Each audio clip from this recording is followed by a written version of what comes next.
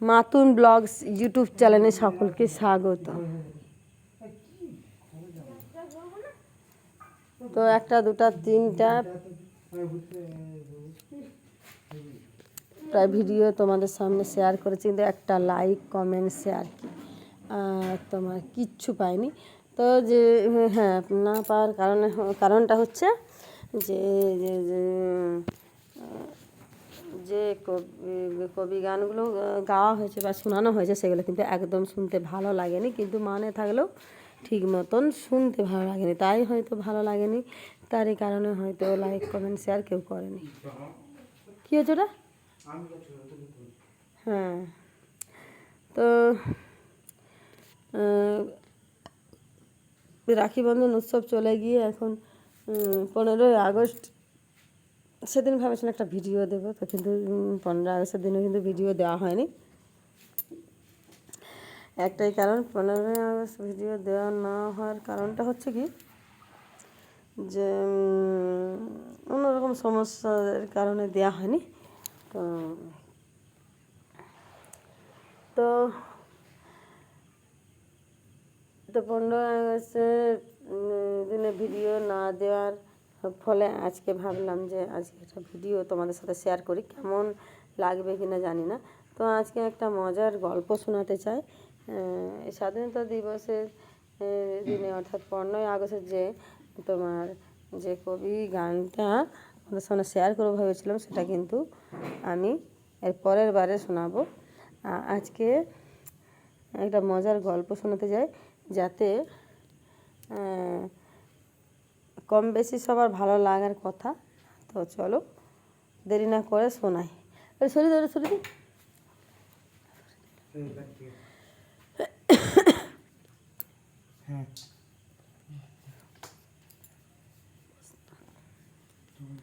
হ্যাঁ, কি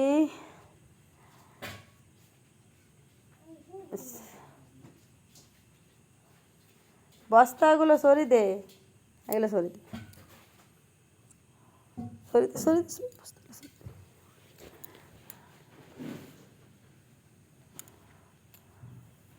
তো আজকের গল্প হচ্ছে, মানে গল্পের নাম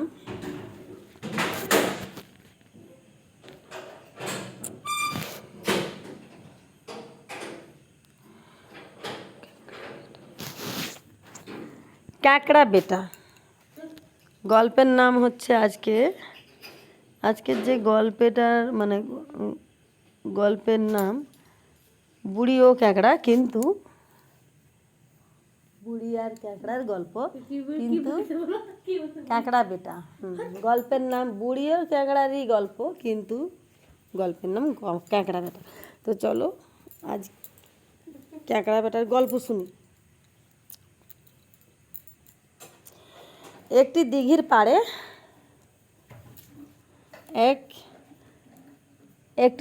পাড়ে এক ক্যাকড়া বাস করতো না। ক্যাকড়া বাস করতো দিঘিতে, কিন্তু দিঘির পাড়ে এক বুড়ি বাস করতো, আর সেই বুড়ির ছেলে পুত্র কেউ ছিল না, বংশ বলতে কেউ ছিল না। তো বুড়ি তাল পাতার কুঁড়ে ঘরে বুড়ি জীবন কাটাতো। তো একদিন বুড়ি রোজ দূর দূরান্তে যেত ভিক্ষে করতে, আর ভিক্ষে করে এসে সে দুটি খুদ ফুটিয়ে খেত।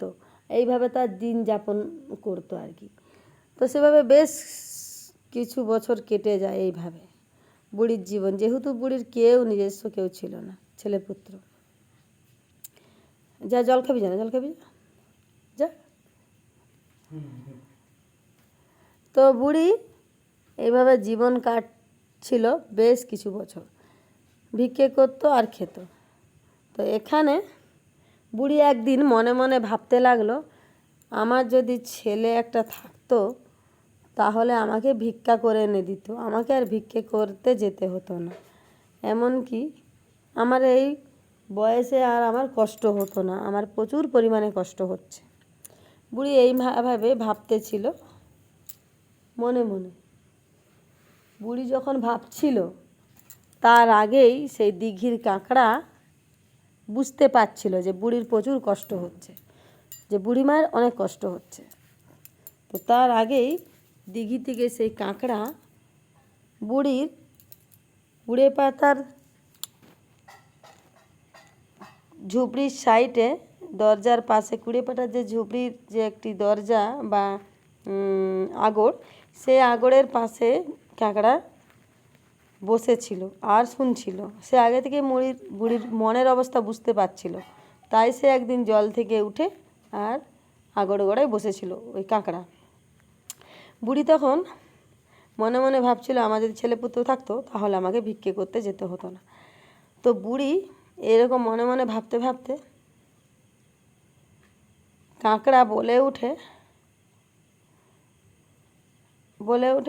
ও মা, মা, কে বলেছে তোমার ছেলে নেই? এই তো তোমার আমি ছেলে। বুড়ি তখন চারদিকে তাকিয়ে দেখলো কেউ কোথাও নেই, তাহলে আমাকে কে ডাকছে? আবার সেই কাঁকড়া আগড়ের পাশ থেকে বলল, ও মা, মা, এই তো আমি এখানে বসে আছি। তোমার ছেলে নেই কেন ভাবছো? আমি তো তোমার ছেলে, তোমার ছেলের কোনো অভাব নেই, আমি তো আছি। তখন বুড়ি ভাবলো, কে রে, কোথা থেকে আমাকে মা বাবা মা মা করে ডাকছিস? দেখি তো, আমার চোখের সামনে আয়, আমি তোকে দেখতে পাচ্ছি না। তখন সেই কাঁকড়া আরও বলল, এই তো আমি তোমার দরজার কোণে বসে আছি মা, আমায় দেখতে পাচ্ছ না? তুমি আমায় ঠিক করে দেখো, ঠিক দেখতে পাবে। তখন বুড়িমা বলল, না না না, আমি তো দেখতে পাচ্ছি না। আবার বলল, মা, আমি তোমারই তো চোখের সামনে আছি। তখন বুড়ি ভালো করে ওই আগড় দরজাটা লাগিয়ে দেখলো কপাট কোণে, মানে ওই তালপাতার কুড়ের কপাট কোণে কাঁকড়া বসেছিল। তখন দেখতে পেল, হ্যাঁ, একটা কাঁকড়া। তখন বলল, কই, কোণে তো কোনো ব্যাটা নেই, একটা তো কাঁকড়াই দেখতে পাচ্ছি, তাহলে আমাকে মা মা বলে ডাকছে কে? যেহেতু বুড়ি মা মা ডাক শুনতে পাচ্ছিল, তখন বলল যে আমি কাউকে দেখতে পাচ্ছি না, আমাকে মা মা করে ডাকলো কে? কাঁকড়া আরও বলে উঠল, ও মা, আমিই তো তোমার ছেলে, আমি যে কাঁকড়া। তখন বুড়ি অবাক হয়ে বলল, ও বাবা, তখন থেকে তাহলে তুই আমাকে মা মা বলে ডাকছিলি? কাঁকড়া বলল, হ্যাঁ মা, আমি তোমায় মা মা বলে ডাকছিলাম। আজ থেকে আমি তোমার ছেলে, তোমার কোনো কষ্ট হতে দেব না, তোমাকে আর রোজ রোজ ভিক্ষে করতে যেতে হবে না, তুমি রোজ আমার জন্য দুটি খুদ ফুটিয়ে রাখবে, আমি ভিক্ষে করে এনে দেবো।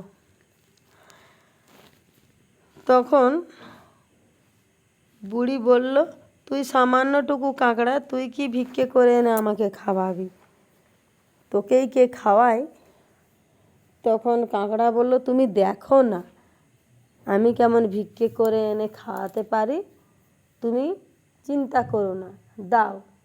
মা, ধুলা আছে, এখানে ধুলা আছে, ধুলা দে, ঝেড়ে, হ্যাঁ, একবারে টাঙিয়ে দিবি আর গুঁজে দিবি ভালো করে, গুঁজে রাখি দিবি। হ্যাঁ, তখন বলল, সামান্য কাঁকড়া হয়ে তুই আমাকে ভিক্ষে করে খাবি? বলে, দেখোই না। তখন বুড়ি একবার শেষ চেষ্টা দেখে, মানে ভেবে আশা করে বলল, ঠিক আছে, তাহলে আমার যখন বেটা হলি, তাহলে দেখি কেমন তুই ভিক্ষে করে আমাকে খাওয়াস, আমি তাহলে খুদ ফুটিয়ে রাখবো। তখন বুড়ি মাকে বলে কাঁকড়া বেরিয়ে পড়লো ভিক্ষের উদ্দেশ্যে। তখন ওই বুড়িমা রান্না করে রাখলো, খুদ ফুটিয়ে রাখলো বাড়িতে। আর তখন সেই কাঁকড়া ভিক্ষে করতে গেল। আদৌ কিন্তু কাঁকড়া কি ভিক্ষে করবে? কিন্তু আদৌ কাঁকড়া ভিক্ষে করবে না। কাঁকড়া তোমার সোজা চলে গেল দোকানে। দোকানদারকে যে বলছে, দোকান দাদা, আমার এক কানে দিয়ে দাও চাল আর আমার আরেক কানে দিয়ে দাও ডাল। এই বন্ধ কর। তখন দোকানদাদা বলে বলল যে চাল ডাল দিয়ে দাও। তখন শুনতে পেল দোকানদার, বলল কে আমাকে এক কানে চাল আর আরেক কানে ডাল দিতে বললো? আমি তো কাউকে দেখতে পাচ্ছি না। দোকানদার বাইরে বেরিয়ে এসে দেখে কাউকে দেখতে পায়নি। তখন ভালো ভূত পেত নাকি যে চাল ডাল খুঁজছে, কানে কানে দিতে বলছে। যেহেতু দোকানদার এরকম ভাবছে, তখন আবার বলে ওঠে, ও দাদা, আমি তো এখানে দরজা গড়ায় দাঁড়িয়ে আছি, তুমি আমাকে এক কানে ডাল দিয়ে দাও আর এক কানে চাল দিয়ে দাও। ফট করে তখন দোকানদার শুনতে পেয়ে চোখ যেই না তাকাবে সেই না দেখে একটি কাঁকড়া।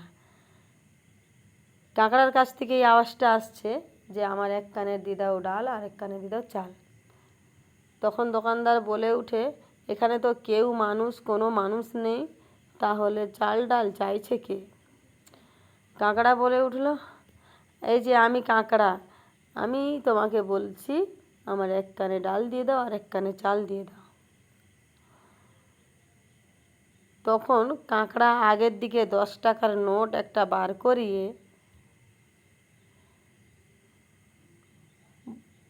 দোকানদারকে দিয়ে দিল। 10 টাকার নোট যেই দোকানদারকে দিয়ে দিল, তখনই দোকানদার এক কানে দিয়ে দিল চাল আর এক কানে দিয়ে দিল ডাল।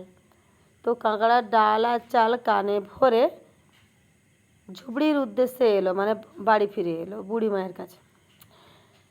কাঁকড়া বেশ এলো, এসে করে বলল, মা, তুমি ঘরের কোণগুলা পরিষ্কার করে রেখেছো? বুড়িমা বলল, হ্যাঁ রে, আমি পরিষ্কার করে রেখেছি। কই তোর ব্যাগে তো চাল ডাল কিছুই নেই। তখন কাঁকড়া বলল, দেখো না মা, আমি কোণগুলা তুমি পরিষ্কার করেছো, দেখো আমি তাহলে চাল ডাল রেখে দেব। একটা কোণে কান থেকে চাল বেরোতেই থাকলো, বেরোচ্ছে, পুরোপুরি কুইন্টেল কুইন্টেল চাল ওই ঝুপড়ির কোণে ঢালা পড়তে রইল। এত চাল হয়ে গেছে ঝুপড়ির কোণে। তখন অবাক হয়ে গেল বুড়ি। হ্যাঁ, দাঁড়া বেটা, হ্যাঁ থাম, এই জামাটা খুব হাওয়া লাগবে, জানলার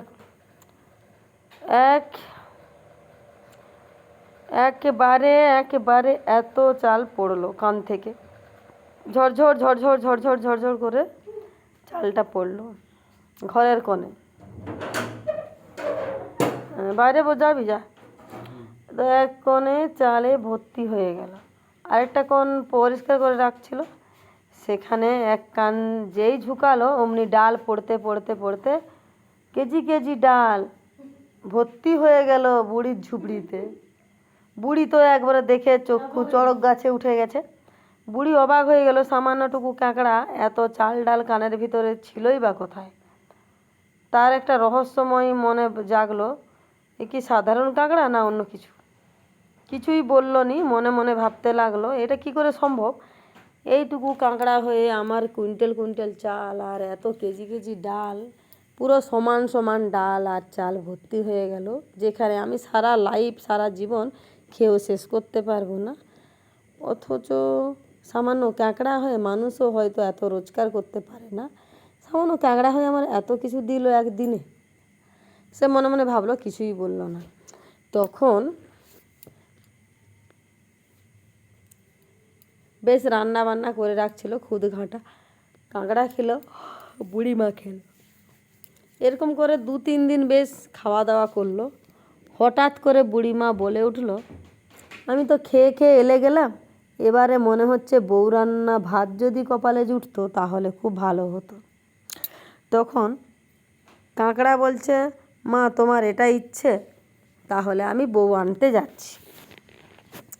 বুড়িমা বলল, আরে বাবা, তুই তো সামান্য কাঁকড়া, তোকে কে বউ দেবে?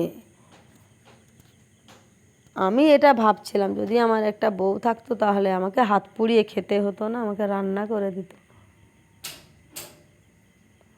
তখন বলল, ঠিক আছে, তোমার এই আশাটাও পূর্ণ হবে মা। বলে, তাই নাকি? বলে, হ্যাঁ। তুমি দরজা ঘরে আলতা গুলে রাখো, আমি এক্ষুনি যাব আর বউ নিয়ে আসবো। কাঁকড়া যেই বুড়িমাকে বলল আলতা গুলে রাখতে বলছে, তাল পাতার থালায় আলতা ঢেলে রাখতে বলেছে কিনা বউ ঢুকবে। তো কাঁকড়া গেল, যেতে মানে যাচ্ছিল বউ আনতে, তখন দিঘি বলে উঠল, কাঁকড়া ভাই তুমি যাচ্ছ কোথায়? কাঁকড়া বলল, আমি রাজার মেয়েকে বিয়ে করতে যাচ্ছি। তখন দিঘি বলে উঠল, আমাকে সঙ্গে নাও, আমিও তোমার সাথে যাব বরযাত্রী।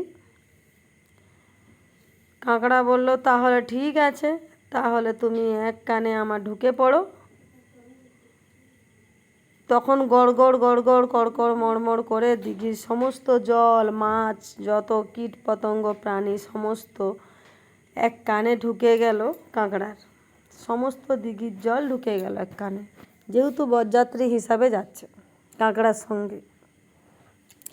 তারপরে গেল গেল গেল গেল যেতে যেতে একটি বাঁশ বাগান চোখে পড়ল। বাঁশ বাগানটা বলল, কোথা যাচ্ছ কাঁকড়া ভাই?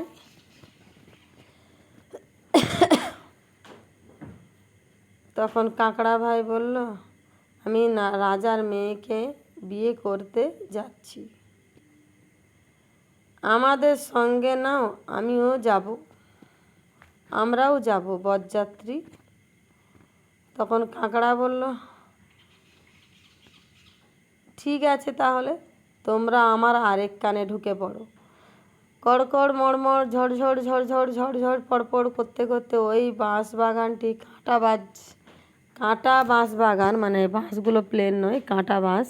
তো কাঁটা বাঁশের বাগানটি তার আরেক কানে, ওই কাঁকড়ার আরেক কানে ঢুকে পড়লো, কড়কড় মড়মড় ঝড়ঝড় করে। তো যেই ঝুঁকে পড়লো অমনি চলতে থাকলো কাঁকড়া। যেতে যেতে একটি নদী পেরাচ্ছিল, তখনই বলছিল, ওই নদী বলে উঠল, কাঁকড়া ভাই তুমি কোথায় যাও, আমাকে সঙ্গে নাও। তখন কাঁকড়া বলল, ঠিক আছে, তাহলে দিঘি যেই কানে ঢুকেছে তুমিও তাহলে ওই কানে ঢুকে পড়ো। তো দিঘি যেই কানে দিঘির জল ঢুকেছে, নদীর সমস্ত জল ওই কানে গড়গড় গড়গড় গড়গড় গড়গড় গড়গড় গড়গড় করে সমস্ত জল, নদীর মাছ, কীটপতঙ্গ, জীবজন্তু সব ওই কানে ঢুকে পড়লো, কাঁকড়ার আরেক কানে, মানে যেই কানে নদীর দিঘির জল ঢুকেছিল। তো এইভাবে যাচ্ছিল, যেতে যেতে যেতে যেতে যেতে যেতে যেতে একটি পুকুরে প্রতিযোগিতামূলক খেলা হচ্ছিল। সেখানে রাজা মশাই ছিলেন। যেহেতু রাজামশাই ছিলেন, ওখানে 3টি রাজপুত্র ছিল ওই পুকুরে, আর একটি রাজকন্যা ছিল। রাজার কন্যা ছিল। যেহেতু রাজার কন্যা সাঁতার কাটছিল, তখন ওই রাজপুত্ররা যে প্রথমে ওই রাজকন্যাকে ছুঁতে পারবে তারই সাথে রাজা তার কন্যার বিবাহ দেবেন। তো এইভাবে প্রতিযোগিতামূলক চলছিল অনুষ্ঠান। আর কাঁকড়া পুকুর পাড় থেকে বসে তামাশা ওই মজা দৃশ্যগুলো দেখছিল। তো দেখছিল দেখছিল দেখছিল রাজা যেহেতু বলেছে তার কন্যার বিবাহ যে আগে প্রথমে ছুঁতে পারবে তার কন্যাকে, তারই সাথে তার কন্যার বিবাহ দেবেন আর কি। তো এইভাবে কাঁকড়া সেগুলো দেখছিল দৃশ্যগুলো। তো সাঁতার কেটেই যাচ্ছে 3 রাজপুত্র, আর রাজকন্যা সাঁতার কেটিয়ে পেরোচ্ছে, পুকুরের এপাশ সেপাশ হচ্ছে, অথচ ওই 3 পুত্র তা রাজকন্যাকে ছুঁতে পারেনি, কোনো মতেই ছুঁতে পারেনি, রাজকন্যাকে ছুঁতেই পারেনি। যখন ছুঁতে পারছিল না, তখন কাঁকড়া বলল, আমি এই প্রতিযোগিতামূলক অনুষ্ঠানে আমি যোগ দিতে চাই। রাজা বলল, সামান্য কাঁকড়া হয়ে তুই কিনা অনুষ্ঠানে যোগ দিতে চান? তুই কি রাজপুত্র চলে এসেছিস? কাঁকড়া বলল, তাই ভেবে নিন মহারাজ, আমাকেও একটা রাজপুত্রর স্থান ভেবে নিন, আমিও এক রাজপুত্র। বলে, কখনো সম্ভব নয়, তুই সামান্য কাঁকড়া হয়ে আর আমার কন্যাকে ছুঁতে চাইছিস? হ্যাঁ, তোকে বন্দি করা হয়। তখন রাজকন্যা শুনতে পেয়ে মজা করে বলে, পিতাশ্রী, আমাকে ছুঁতে দাও না, সামান্য কাঁকড়া যদি আমাকে ছুঁতে পারে তাহলে তো এই রাজপুত্ররা অপমান হয়ে যাবে, দেখি না কার ক্ষমতা বেশি। তখন সেই রাজপুত্র, 3 রাজপুত্র আর ওই কাঁকড়া রান দিতে লাগলো ওই পুকুরে, মানে একটি সামান্য দিঘি পুকুরে। তো কাঁকড়া সাঁতার কাটলো, 3 রাজপুত্রও সাঁতার কাটছিল রাজকন্যাকে ছোঁয়ার জন্য। রাজকন্যা তো চলে যাচ্ছে এদিকে সেদিকে সাঁতরে, অথচ রাজপুত্ররা ছুঁতে পারে না। কিন্তু কাঁকড়া এক নিমিষে ছুঁয়ে ফেললো ওই রাজকন্যাকে। তখন রাজকন্যা বলল, পিতাশ্রী, যেহেতু রাজপুত্ররা আমাকে ছুঁতে পারেনি, তাহলে ঠিক আছে, আমি কাঁকড়াকেই বিয়ে করব। তখন মহারাজ বলল, তা অসম্ভব, একটা কাঁকড়ার সাথে আমি আমার মেয়ের কখনো বিয়ে দিতে পারবো না, আমি চাই আমি বন্দি করে দেব। তখন রাজকন্যা বলল, না পিতা, আপনি ভুল করছেন, আমাকে যে ছুঁয়েছে সর্বপ্রথম সে কাঁকড়া হোক আর মানুষই হোক আর রাজপুত্র হোক, সামান্য প্রাণী হোক, তার সাথে আমার বিয়ে করা দরকার, কারণ ধর্মের ব্যাঘাত ঘটবে। অথচ পিতা কখনোই মেনে নিতে পারবেন একটা কাঁকড়ার সাথে তার কন্যার বিয়ে দেবে। এইভাবে কাঁকড়াকে ধরে নিয়ে গেল রাজপ্রাসাদে, নিয়ে যেয়ে বন্দি করা হলো কাঁকড়াকে দিয়ে। সব প্রজাদের বলল, একে বন্দি করে একে বলি দেওয়া হোক। কত বড় আস্পর্ধা, আমার রাজকন্যা একমাত্রকে বিবাহ করতে চায়। যেই বন্দি করতে গেল অমনি সেই কাঁটা ঝাড় বাঁশ বাগান ঘেরে নিল কাঁকড়াকে। কাঁকড়াকে বেশ ঘেরে নিল, ঘেরে নিয়ে এক কানে দিঘির জল, নদীর জল ছিল, সেগুলো সব বেরিয়ে পড়লো। পুরোপুরি প্রজাদের সমস্ত রাজ্যকে জলে ডুবিয়ে দিল ওই সামান্য কাঁকড়া দিঘির জল, নদীর জল ছেড়ে। চারদিকে কীট পতঙ্গ আর জলের বড় বড় কুমির, তিমি, সেসব প্রাণীরা, সাপ, ব্যাঙ, যাবতীয় ভয়ানক ভয়ানক জলের যাবতীয় প্রাণীরা আক্রমণ করতে লাগলো প্রজাদের। প্রচুর পরিমাণে রাজার রাজপ্রাসাদে বৃষ্টির জল নয়, ওই নদী দিঘির জল ঢুকে পড়ল। প্রচুর শায়েস্তা করলো রাজাকে। রাজা তখন দেখলো যে সামান্য কাঁকড়া এটা করতে কি করে পারে, সামান্য কাঁকড়া মোটেই নয়। আমি যদি শাস্তি দিতে চাই, আমাকেই তো শাস্তি দিল, এমনকি আমার রাজ্যবাসীকে। রাজার পুরো রাজ্যবাসী অর্থাৎ প্রজা বংশ, সমস্ত সেনা প্রজা সমস্তদের এত কঠোরভাবে শাস্তি পেল, জলে ডুবে গেল রাজ্য, যে ভয়াবহ অবস্থা, মরামরি অবস্থা হয়ে গেল।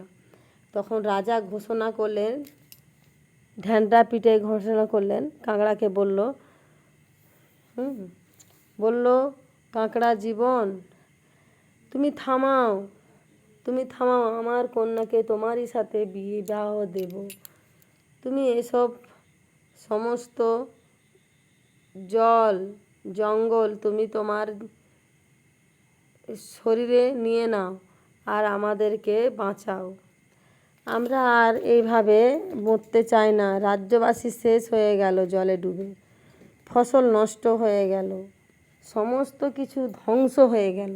আমি ক্ষমা চাইছি তোমার কাছে, আমার কন্যাকে তোমার সাথে বিবাহ দেব। এখন তুমি সমস্ত ভয়াবহ জিনিসগুলো তোমার শরীরে নিয়ে নাও। এই বলতে তখন কাঁকড়া বলে উঠল বাঁশবাগানকে, হ্যাঁ বাঁশবাগান ভাই, মানে বাঁশ ভাই, তোমরা সব আমার কানে ঢুকে যাও। আর দিঘির জল নদীর জলদের বলল, তোমরা যে যেখানে ছড়িয়ে ছিটিয়ে রাজ্যকে ডুবিয়ে নষ্ট করে দিয়েছ, তোমরা তাড়াতাড়ি করে সব আমার আরেক কানে ঢুকে যাও, চলে এসো, আর কাউকে কষ্ট দিও না। এইভাবে যখন বলছিল তখন সমস্ত বাগান কানে ঢুকে যায় আর দিঘি নদীর জল আরেক কানে ঢুকে যায়। পরিষ্কার হয়ে এলো রাজ্য। তখন রাজা ধুমধাম করে ওই রাজকন্যাকে কাঁকড়ার সাথে বিবাহ দিল। রাজকন্যাকে বিবাহ দিয়ে তার শুধু কন্যা দেয়নি, অর্ধেক রাজ্যত্ব দিল রাজা ওই কাঁকড়াকে। অর্ধেক রাজ্যত্ব কাঁকড়ার নামে রেকর্ড করে দিল যে এই সম্পত্তি কাঁকড়ার। কাঁকড়া খুবই খুশি, যেহেতু রাজকন্যাকে মানে রাজকুমারীকে রানী বানিয়ে নিয়ে যাচ্ছে ওই কুঠের বাড়িতে, মানে ওই তালপাতার কুড়ের বাড়িতে। তো আপাতত এখানে আমি গল্পটা সমাপ্ত করিলাম, আর কিছু অংশ ছাড়িয়ে গেলাম। এর পরবর্তী অংশ অন্য কোনো দিন আপনাদের শোনাবো, অর্থাৎ তোমাদের শোনাবো। এখন আজকের মতো টাটা, সকলেই সুস্থ সবল ভালো থেকো, আর এই মাতুন ব্লগসটার পাশে নজর রেখো। চলো বিদায় রজনী।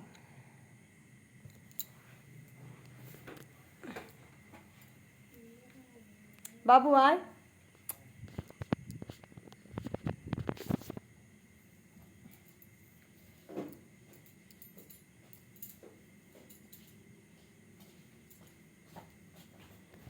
যদি এতটুকু ভালো লেগে থাকে তো লাইক কমেন্ট শেয়ার কিন্তু করতে ভুলো না। আমি এর পরবর্তী অংশ পরের ভিডিওতে তোমাদের সামনে নিয়ে আসবো।